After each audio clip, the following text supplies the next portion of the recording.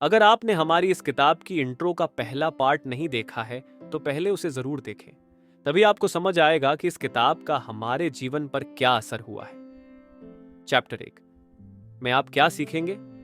इस चैप्टर में हम जानेंगे अमीर और गरीब सोच में क्या अंतर होता है, पैसों को लेकर सही मानसिकता कैसे बनाएं, कैसे पैसों के लिए काम करने की बजाय पैसे आपके लिए काम करें। ये ज्ञान आपकी जिंदगी को बदल सकता है। तो अपनी हेडफोन पहन लीजिए और इस पार्ट को ध्यान से सुनिए। अगर आपको हमारा काम पसंद आए तो लाइक, शेयर और सब्सक्राइब करना मत भूलिए। इससे हमें और बेहतर कंटेंट बनाने की प्रेरणा मिलती है। अब चलते हैं चैप्टर 1 की गहराई में। अध्याय 1, rich dad poor dad. Robert Kiyosaki के अनुसार ये दो डैडी थे, एक अमीर और दूसरे गरीब। एक बहुत पढ़े लिखे थे और समझदार थे। वे पीएचडी थे और उन्होंने अपने 4 साल के अंडर ग्रेजुएट कार्य को 2 साल से भी कम समय में कर लिया था। इसके बाद वे आगे पढ़ने के लिए Stanford university, university of Chicago तथा नॉर्थ वेस्टर्न यूनिवर्सिटी गए और ये सब उन्होंने पूरी तरह से स्कॉलरशिप के सहारे ही किया। मेरे दूसरे डैडी 8वीं से आगे नहीं पढ़े थे। दोनों ही अपने करियर में सफल थे। दोनों ने जिंदगी भर कड़ी मेहनत की थी।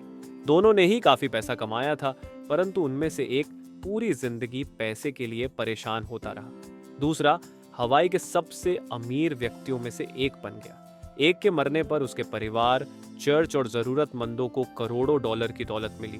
दूसरा अपने पीछे कर्ज छोड़कर मरा।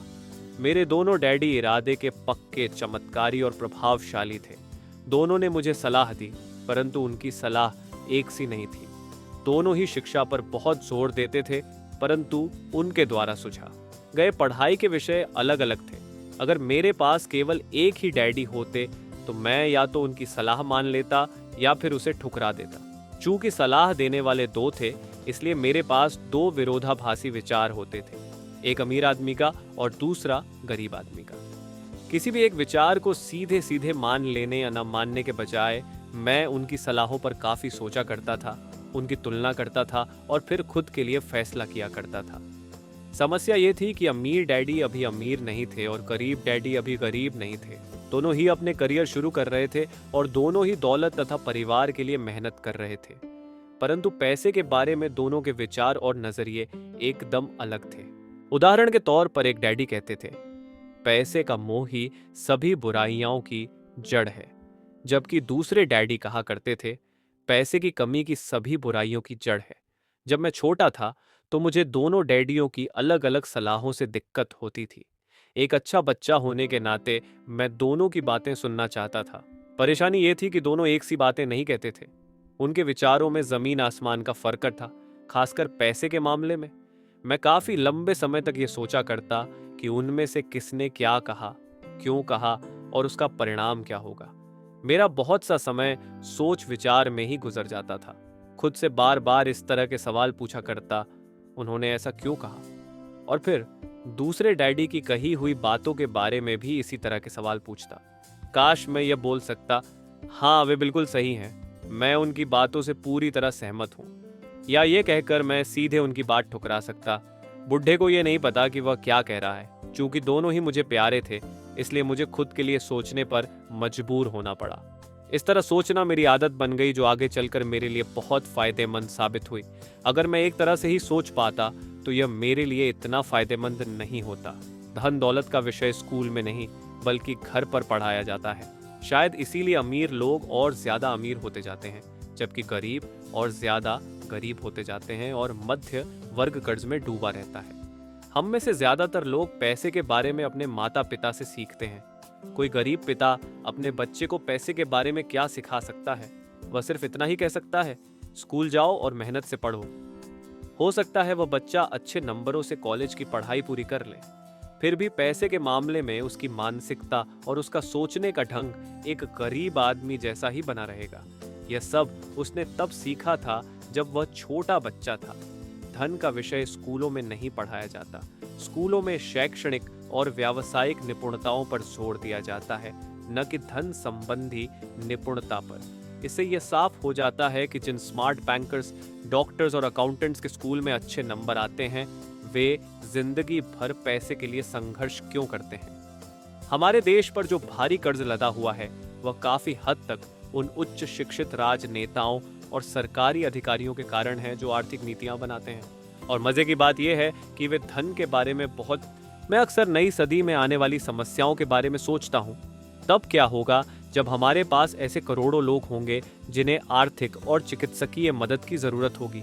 धन संबंधी मदद के लिए या तो वे अपने परिवारों पर या फिर सरकार पर निर्भर होंगे।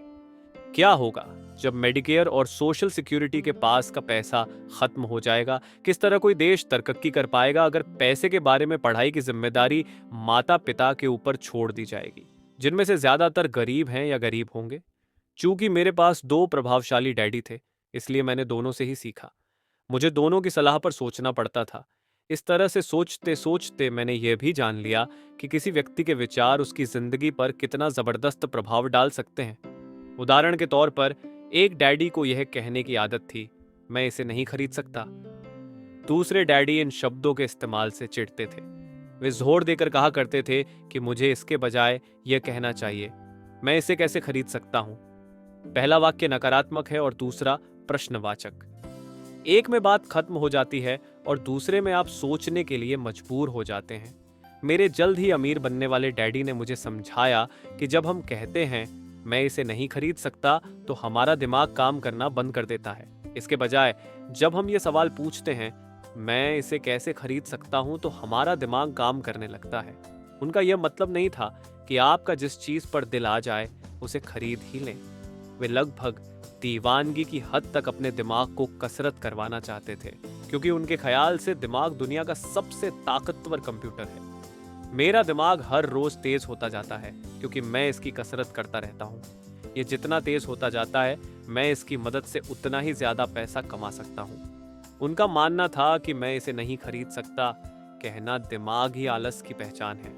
हालांकि दोनों ही डैडी अपने काम में कड़ी मेहनत करते थे, परंतु मैंने देखा कि पैसे के मामले में एक डैडी की आदत यह थी कि वे अपने दिमाग को सुला देते थे और दूसरे डैडी अपने दिमाग को लगातार कसरत करवाते रहते थे। इसका दीर्घकालीन परिणाम यह हुआ कि एक डैडी आर्थिक रूप से बहुत अमीर होते चले गए, जबकि दूसरे डैडी लगातार कमजोर होते गए।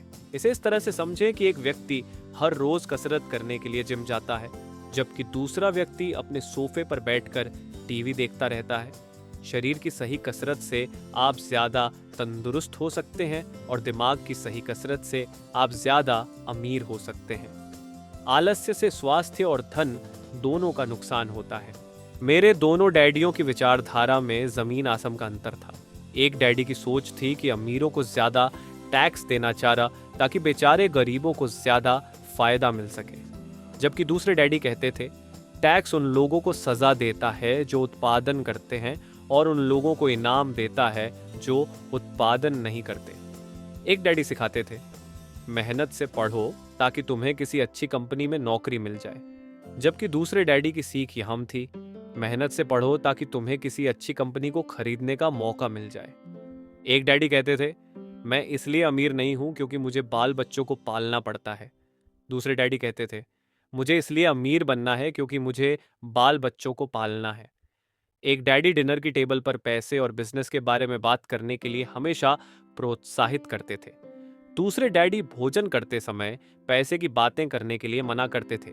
एक का कहना था जहां पैसे का सवाल हो सुरक्षित कदम उठाओ, खतरा मत उठाओ। दूसरे का कहना था खतरों का सामना करना सीखो। एक का मानना था हमारा घर ही हमारा सबसे बड़ा निवेश और हमारी सबसे बड़ी संपत्ति है। दूसरे का मानना था मेरा घर मेरा दायित्व है और अगर आपका घर आपकी नजर में आपका सबसे बड़ा निवेश है तो आप गलत हैं। दोनों ही डैडी अपने बिल समय पर चुकाते थे, परंतु उनमें से एक सबसे पहले अपने बिल चुकाता था जबकि दूसरा सबसे आखिर में। से एक डैडी का यह मानना था कि कंपनी या सरकार को आपका ध्यान रखना चाहिए और आपकी जरूरतों को पूरा करना चाहिए। वे हमेशा तनख्वाह में बढ़ोतरी, रिटायरमेंट योजनाओं, मेडिकल लाभ, बीमारी की छुट्टी, छुट्टियों के दिन और बाकी सुविधाओं के बारे में चिंतित रहते थे। वे अपने 2 चाचाओं बहुत प्रभावित थे जो सेना में चले गए थे और 20 साल के सक्रिय जीवन के बाद उन्होंने अपने रिटायरमेंट और जीवन भर के आराम का इंतजाम कर लिया था। वे मेडिकल लाभ के विचार को पसंद करते थे और सेना द्वारा अपने रिटायर्ड कर्मचारियों को दी जा रही सुविधाओं की भी तारीफ करते थे। उन्हें विश्वविद्यालय का टेन्योर सिस्टम भी काफी पसंद था। कई बार नौकरी से आजीवन मिल रही सुरक्षा और नौकरी के लाभ नौकरी से ज्यादा महत्वपूर्ण हो जाते हैं। वे अक्सर ये कहते थे, मैंने सरकार के लिए बहुत मेहनत से काम किया है और इसलिए बदले में मुझे ये लाभ मिलने चाहिए। दूसरे डैडी पूरी तरह से आर्थिक स्वावलंबन में विश्वास करते थे। वे सुविधा भोगी मानसिकता के विरोधी थे। वे यह मानते थे कि इस तरह की मानसिकता लोगों को कमजोर और आर्थिक रूप से जरूरतमंद बनाती है। उनका दृढ़ विश्वास था कि आदमी को आर्थिक रूप से सक्षम होना चाहिए। एक डैडी कुछ डॉलर बचाने के लिए परेशान रहे, दूसरे डैडी एक के बाद एक निवेश करते रहे। एक डैडी ने मुझे बताया कि अच्छी नौकरी तलाशने के लिए अच्छा सा बायोडाटा कैसे लिखा जाए। दूसरे ने मुझे यह सिखाया कि कैसे मजबूत व्यावसायिक और वित्तीय योजनाएं लिखी जाए जिससे मैं नौकरियां दे सकूं। दो प्रभावशाली डैडियों के साथ रहने के कारण मुझे यह विश्लेषण करने का मौका मिला कि उनके विचारों का उनके जीवन पर कितना प्रभाव हो रहा है। मैंने कि दरअसल लोग अपने विचारों से ही अपने जीवन को दिशा देते हैं। उदाहरण के तौर पर मेरे गरीब डैडी हमेशा कहा करते थे, मैं कभी अमीर नहीं बन पाऊंगा, और उनकी यह भविष्यवाणी सही साबित हुई। दूसरी तरफ मेरे अमीर डैडी हमेशा खुद को अमीर समझते थे। वे इस तरह की बातें करते थे, मैं अमीर हूं और अमीर लोग ऐसा नहीं करते। एक बड़े आर्थिक झटके के बाद जब वे दिवालियेपन की कगार पर थे, तब भी वे खुद को अमीर आदमी ही कहते रहे। वे अपने समर्थन में यह कहते थे, गरीब होने और पैसा नने में फर्क होता है। पैसा पास में न होना अस्थाई होता, जबकि गरीब स्थायी है। मेरे गरीब डैडी यह भी कहते थे, मेरी पैसे में कोई रुचि नहीं है या पैसा महत्वपूर्ण नहीं है। मेरे अमीर डैडी हमेशा कहते थे, पैसे में बहुत ताकत है। हो सकता है हमारे विचारों की ताकत को कभी भी मापा न जा सके या फिर उन्हें पूरी तरह से समझा न जा सके। फिर भी बचपन में ही मैं ये समझ गया था कि हमें अपने विचारों पर ध्यान देना चाहिए और अपनी अभिव्यक्ति पर भी। मैंने देखा कि मेरे गरीब डैडी इसलिए गरीब नहीं थे क्योंकि वे कम कमाते थे, बल्कि इसीलिए गरीब थे क्योंकि उनके विचार और काम गरीबों की तरह थे। दो डैडी होने के कारण बचपन से ही मैं इस बारे में बहुत सावधान हो चला था कि मैं किस तरह की विचारधारा अपनाऊं, किसकी बात मानूं, अपने अमीर डैडी की या अपने गरीब डैडी की। हालांकि दोनों ही शिक्षा और ज्ञान को बहुत महत्वपूर्ण मानते थे, परंतु क्या सीखा जाए इस बारे में दोनों की राय अलग अलग थी। एक चाहते थे कि मैं पढ़ाई में कड़ी मेहनत करूं, डिग्री लूं और पैसे कमाने के लिए अच्छी सी नौकरी ढूंढ लूं। वे चाहते थे कि मैं एक पेशेवर अधिकारी, वकील या अकाउंटेंट बन जाऊं या MBA कर लूं। दूसरे डैडी मुझे प्रोत्साहित करते थे कि मैं अमीर बनने का रहस्य सीख लूं, ये समझ लूं कि पैसा किस तरह काम करता है और ये जान लूं कि इससे अपने लिए कैसे काम लिया जाता है।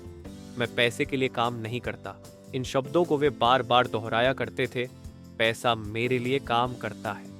9 वर्ष की उम्र में मैंने यह फैसला किया कि पैसे के बारे में मैं अपने अमीर डैडी की बात सुनूंगा और उनसे सीखूंगा। यह फैसला करने का मतलब था अपने गरीब डैडी की बातों पर ध्यान न देना। हालांकि उनके पास कॉलेज की बहुत सी डिग्रियां थीं जो मेरे अमीर डैडी के पास नहीं थीं। रॉबर्ट फ्रॉस्ट का सबक रॉबर्ट फ्रॉस्ट मेरे पसंदीदा कवि हैं। हालांकि मुझे उनकी बहुत सी कविताएं पसंद हैं, परंतु द रोड नॉट टेकन मुझे सबसे ज्यादा पसंद है। मैं इसकी शिक्षा का इस्तेमाल हर रोज करता हूँ। द रोड नॉट टेकन, वह राह जिसे चुना नहीं गया। पीले जंगल में 2 राहें बढ़ती थीं और अफसोस कि मुझे एक को चुनना था, और मैं अकेला पथिक खड़ा रहा, देर तक यह देखते हुए कि यह राह कहाँ तक जाती है, झुरमुटों में मुड़ने के पहले।